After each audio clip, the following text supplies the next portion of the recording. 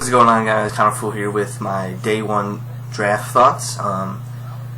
Didn't have the mock draft out. I was having internet problems, so I got my internet like right when the draft started, so I didn't mock draft up. So I decided to do a day one, round one thoughts of the draft.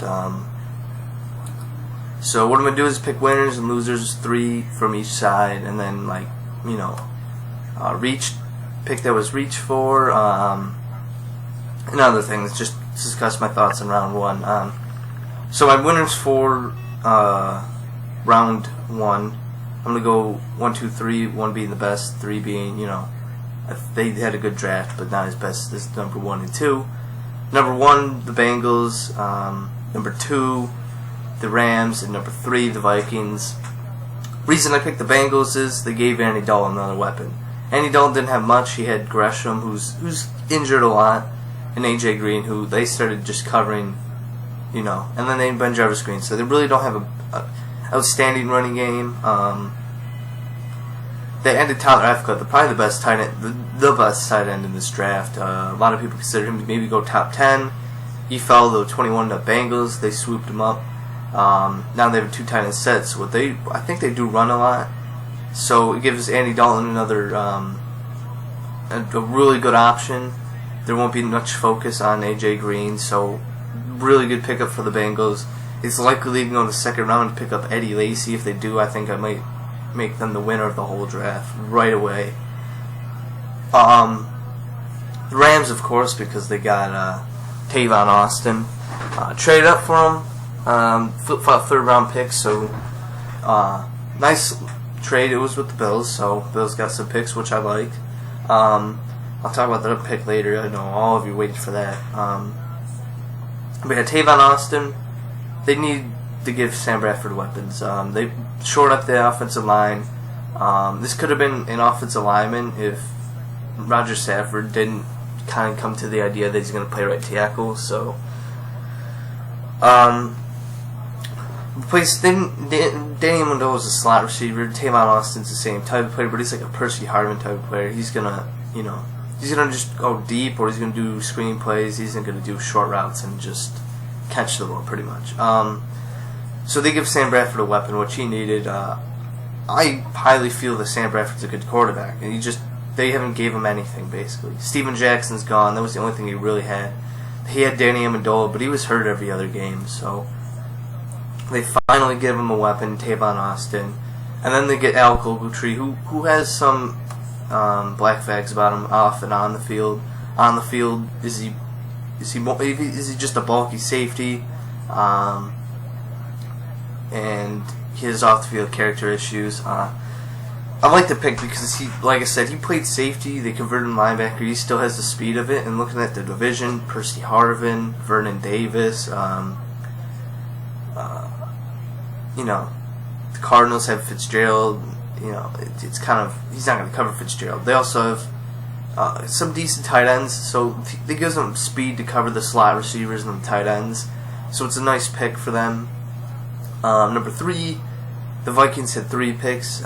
Sharif Floyd, who just fell to them. They were probably the happiest team in the draft.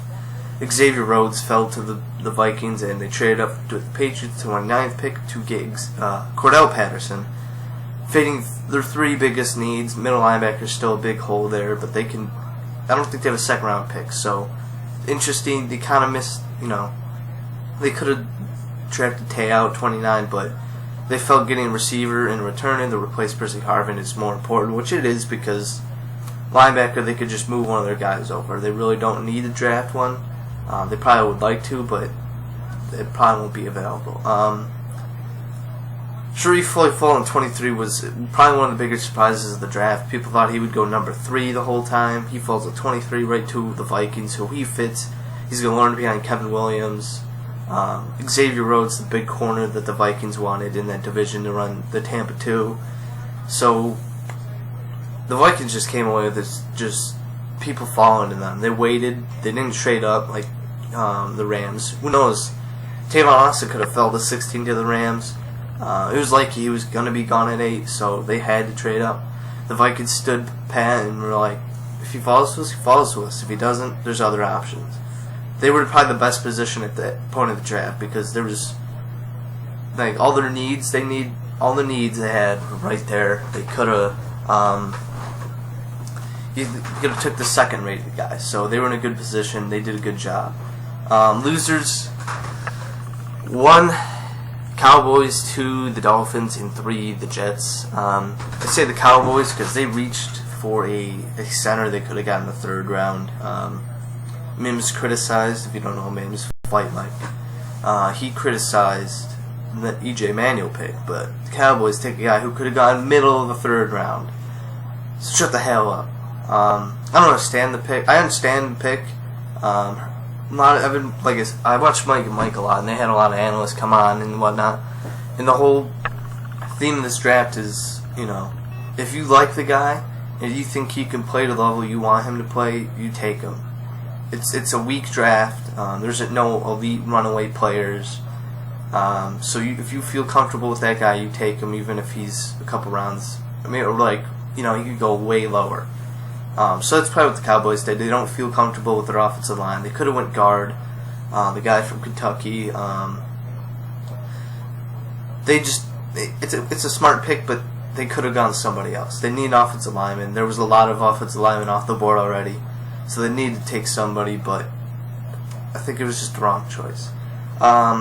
Dolphins were a loser because they traded up and didn't take an offensive tackle. They traded the 42nd pick, which was the pick they wanted for Brandon Albert from the Chiefs. So they got a gem in Deion Jordan, or Ryan Tannehill is going to get sacked all year.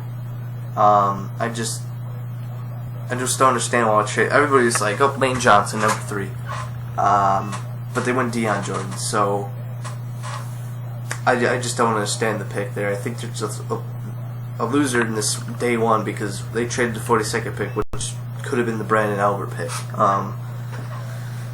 So I don't know.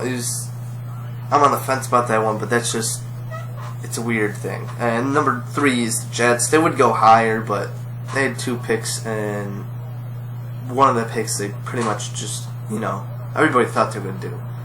D. Milner and Sheldon Richardson. D. Milner I kind of understand, but Sheldon Richardson, I don't know. Like I said, I watched Mike in Morning, and Mike Greenberg, the so-called Jets fan, on the radio. One of the hosts was not happy with the picks. He had a good point. Why not go to offense? Offenses, they needed offense. Even though I hate Mark Sanchez, I think he's overrated. If you're not going to give him a chance, it's just unfair.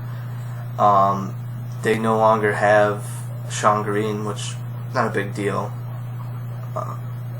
They don't have Dustin Cowher anymore, which was his, safeguard. They could have gone tight end here, Tyler Eifert, but he went to the Bengals. They went 2 defensive players. They didn't need to do that. They should have went offense. They were probably pissed off that Tavon Austin went to 8, but you need to have a backup plan. They could have got tight end, and then they could have caught, Starling Tui. You could play for them. He's like a Haloti Ngata type player. So I just think it was a terrible draft by them, really. If they take a quarterback in the 2nd round, I think they might be the number 1 loser in this draft. They're just not giving Sanchez a chance, even though I hate him. But it's just unfair for him not to get a chance. They're not giving him anything around him. Sure, they had Mike Goldson, but he's kind of been like, you haven't seen much from him. So I think Sanchez is just probably shaking his boots right now because they're not giving him any help. So yeah, those are my winners and losers. Just gonna come on that 10-minute mark. Reach. I'm kind of like a loophole this one. It wasn't a reach for the player, but for the team. Miami Dolphins trading up for Deion Jordan. The Raiders, man, probably the best draft. And they picked DJ Hayden. Great story behind him. Look him up. He almost died. He had the injury he had 95% of the people that have it die. So nice little story there. They filled the position of need, and they get a 2nd round pick. They're finally drafting But the Dolphins training for Deion Jordan was kind of like, what? You saw it in John Gruden's face too. It was, I just don't understand the pick. They have Cameron Wake. Yeah, he's a little bit old. They needed a pass rusher, but I think tackle should be more priority for your franchise quarterback. They let Jake Long go. They let Sean Smith go, and they signed all these guys that are pretty much overrated right now. I just don't like the Dolphins offseason at all. I just feel like the owner has too much input into the team. He owns a team. He's trying to look for ticket sales and not wins. So, I think that was a big time reach. How would I phrase this? Steal the draft, steal the round one. There's a couple of people here that could be here. The Vikings getting Sharif Floyd. Tyler Eifert go to the Bengals. Like, everybody thought he might be a top 10 pick, but he ended up being 21st. Jarvis Jones is 17. Everybody knew he's going to follow him, but now it's official. You consider that one a steal. Start the two of the Panthers who need defensive tackles. I want to say the biggest steal would probably be Tyler Eifert from the Bengals. He's just going to have an impact on that team. Sharif Floyd and Star the two are really close because they help the teams. They fill a big need for him. But the fact the Bengals got another weapon for Andy Dalton and didn't have to trade up or down for him, they saved picks. And he was considered a top 10 pick, and, they just got away with great value pick, and they're going to be a scary team. I think big possibility they could win the division this year. Now we can talk about the Bills pick. I know people are probably wondering about that. I don't mind the pick, really.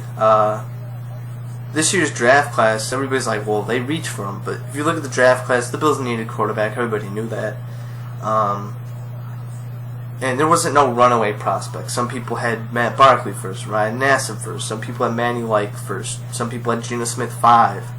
There was just all over the board from all these draft gurus, and a lot of people said E.J. Manuel is the highest upside. So this could be like a Tannehill pick. When Tannehill's picked at 8, people are like, oh, well, they kind of reached for him. He has upside, but he doesn't have,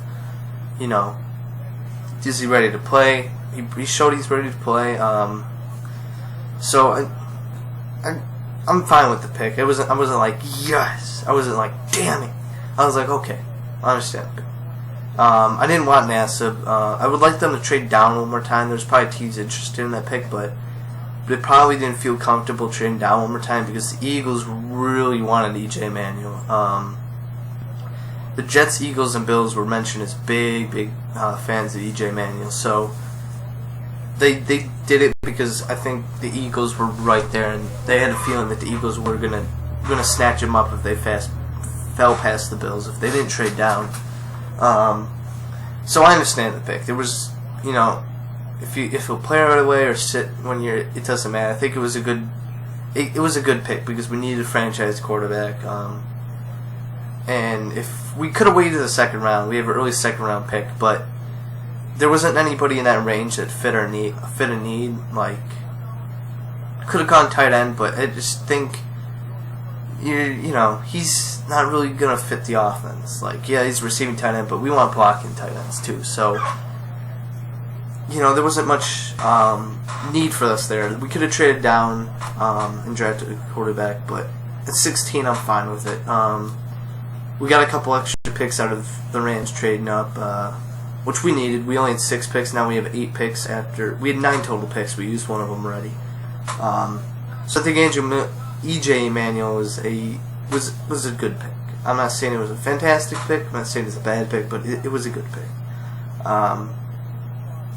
And I'm fine with it. There was no, oh damn it, why?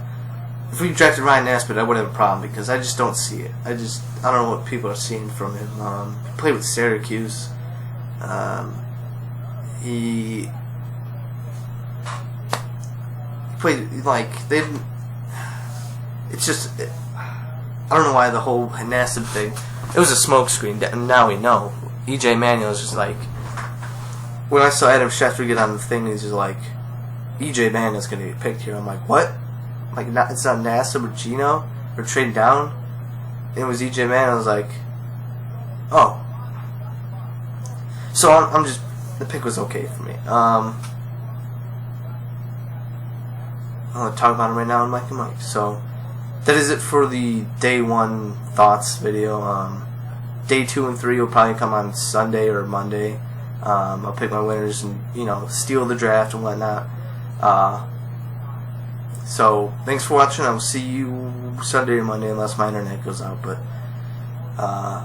day 2 and 3 winners and losers, and I'll probably do an overall draft look at the winners and losers. I might do a separate video of that, or I might do it in that video. So thanks for watching. Leave a like if you liked the video, and subscribe if you enjoyed, and I will see you next